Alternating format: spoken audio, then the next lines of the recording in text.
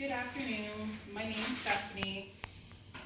Today I'm going to share the importance of mental illness, the informative background, the stigma, and rates of mental illness on the rise of society today.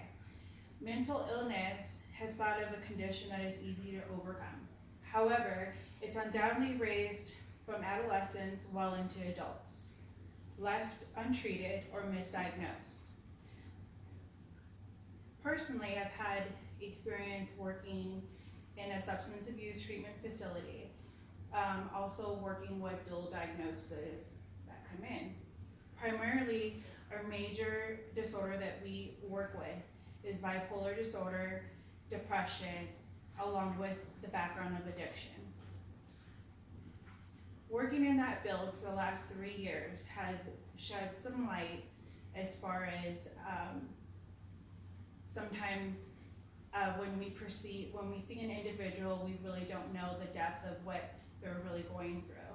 Personally, at home, with work, social life, integrating with society in general. For the next 5 minutes, I'd like to share 3 important points about mental illness. My informative speech begins with the facts from the National Alliance of Mental Illness, known as NAMI. On the handout that I've handed out, it shows the 18.1% of individuals in America suffer from anxiety disorders.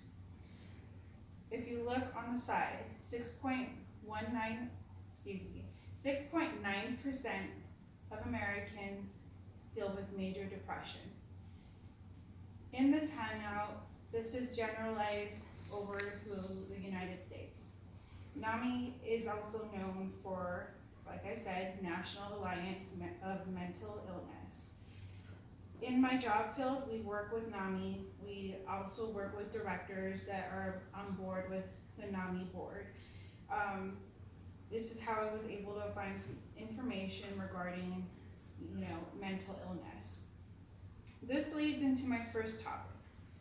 The National Alliance of Mental Illness describes the many types of anxiety disorders that affects 42 million American adults. One of the top anxiety disorder is general anxiety disorder. It indicates high levels of worrying with everyday life, complications with small tasks, and including bigger ones. This also prevents that individual to be a part of society and social life. Isolation, not wanting to be around family or friends. Another top disorder is panic disorders. This is more of a physical disorder where you can feel chest palpitations, shortness of breath, and even dizziness, causing a low interest in food, social life, even going to work. Panic disorders can range from even just driving down the street or a particular area, a trigger that may cause that individual to put them in a panic disorder. I've witnessed quite a few of our clients at my job where they've had panic disorders over a particular area or a subject that may even put them in a panic disorder. How we work through that is normally our staff members are trained at my job and they've gone through the proper intervention methods, meaning like they're able to de-escalate the client, work through that problem. Another top one is phobia disorder. This is also a triggered disorder. It could be a spider that they're afraid of, which would be categorized as arachnophobia. Those phobias can create a large trigger for anybody. That it could be even another top one is holes. Like I've seen individuals with certain holes that it creates and establish like anxiety. it coincides with panic disorder. Um, an article that I came across on The Fix, an author explains a misdiagnosis or overdiagnosis in the LGBTQ community, where a therapist in a treatment center in Florida describes that many of her patients come in, they're either misdiagnosed or overdiagnosed.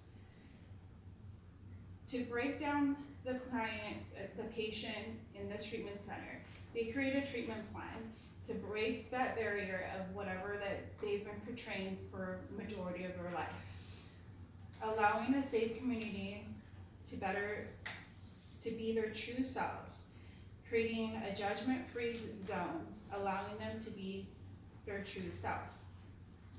Nearing, a therapist from Florida's LGBTQ treatment center states, I'm able to do therapy with their authentic identifications rather than this persona that they've been living and presenting to the outside world. What happens when mental disorder is left untreated? Joel Young, a medical director from Psychology Today, says one of the primary reasons it is left untreated due to the following reasons. Mental illness unfortunately has been branded as a stigma, shame, and embarrassment to some, to that individual, to the surrounding individuals that are affected. Not only does it affect their social life, it affects their well-being overall. It's almost like a car when you're not putting oil to nurture that car, not nurture the car, but to get it to go, just like if you're not putting oil, it's going to eventually break down, creating larger issues. Joel Young from Psychology Today states, mental illness is not all in your head. It's the product of brain chemistry that changes. In conclusion, the purpose of the speech was to gain some informative facts, that perhaps the person next to you may be suffering with mental illness, or perhaps a loved one, or someone that is unaware of mental illness. Be kind to yourself and to others. Thank you.